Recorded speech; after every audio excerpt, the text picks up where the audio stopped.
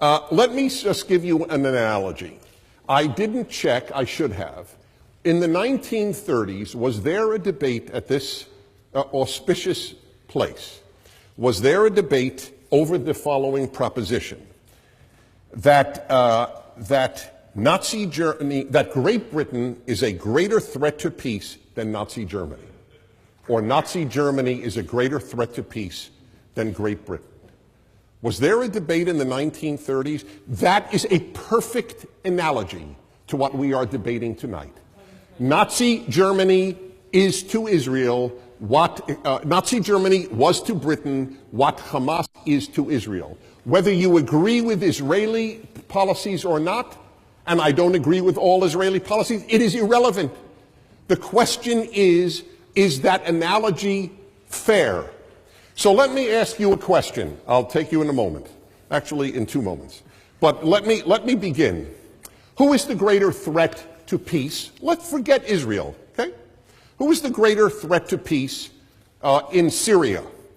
ISIS or Israel? Who is the greater threat to peace in Lebanon? Hezbollah or Israel? Who is the greater threat to peace in Egypt? The Muslim Brotherhood or Israel? Do you understand? In every case, everyone in this room would acknowledge that ISIS is a greater threat to peace in Syria than Israel. In every person in this room, I have to believe, even Professor Schlein, would have to agree that ISIS is a greater threat, that the Muslim Brotherhood is a greater threat, and that Hezbollah is a greater threat. All of a sudden, we change the entire scenario because it is now Hamas instead of Hezbollah, or ISIS, or Muslim Brotherhood.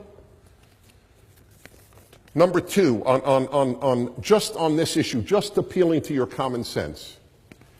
In modern history, every war has been between a free state and a police state, or 2 police states. I cannot think of a 20th century example of any other. And the same holds true here. You have the police state of Hamas. If you differ with Hamas, they kill you. Where in the world other than Israel does anyone ever argue that the free state doesn't want peace and the police state wants peace? There is no other example on earth. There is no other example on earth of a country targeted for extinction. None. 220 some odd countries in this world.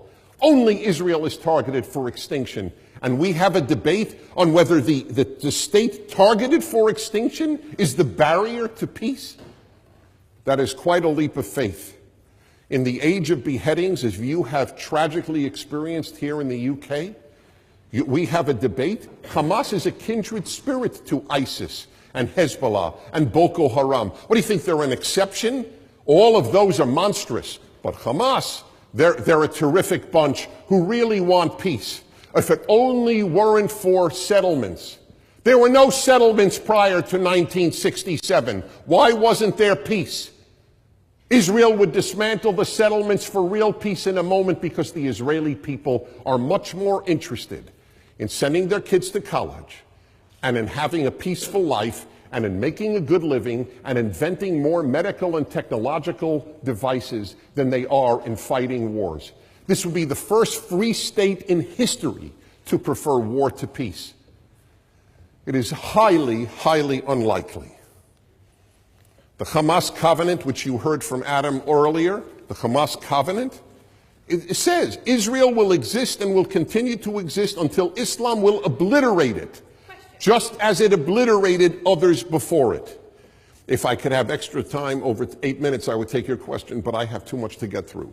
The Islamic resistance movement is a distinguished Palestinian movement whose allegiance is to Allah and whose way of life is Islam. It strives to raise the banner of Allah over every inch of Palestine. Yale University translation.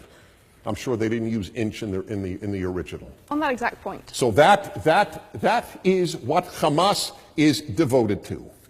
Now, yes, I can. Oh, then please. So all of the organizations that you're citing as a threat to peace just happen to be Arab and or Muslim. Could you explain to me why you think that might be the case, that you only view these organizations as threats to peace?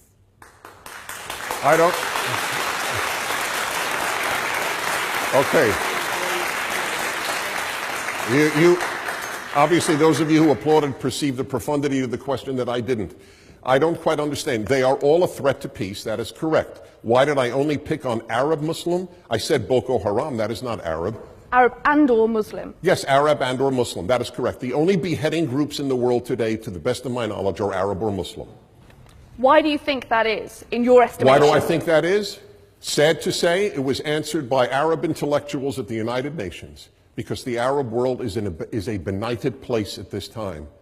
The status of women is particularly low. The Arab world translates fewer books in a year than in 10 years than Greece. The entire Arab world translates fewer books than Greece does in 1 year. There is no interest in the foreign world. It is a benighted world, the Arab world. It is a tragedy. This is not anti-Arab. If you love Arabs, you have to understand how low the moral level of the Arab world at this point is. And that has nothing to do with individual Arabs who may be saintly. But that is the dominant moral state. You are taught that you cannot judge civilizations as if Britain and Mali are on the same moral level. That is to give up on hope for humanity, to claim that there is no civilization that has produced something better than something else. So that is the tragic reason. They're not beheading people in Western civilization. They are in the Arab and Muslim worlds, and not the entire Muslim world. Now, why then? My second part is to answer the question, why is something so obvious that Israel wants peace and that Hamas wants to destroy Israel? Why is that debated at one of the most illustrious academic institutions on earth, Oxford? I have two answers. One is, there has been a broken moral compass in the intellectual world in the West for the last perhaps 80 or 100 years. I will give you an example. I studied at Columbia University at the School of International Affairs.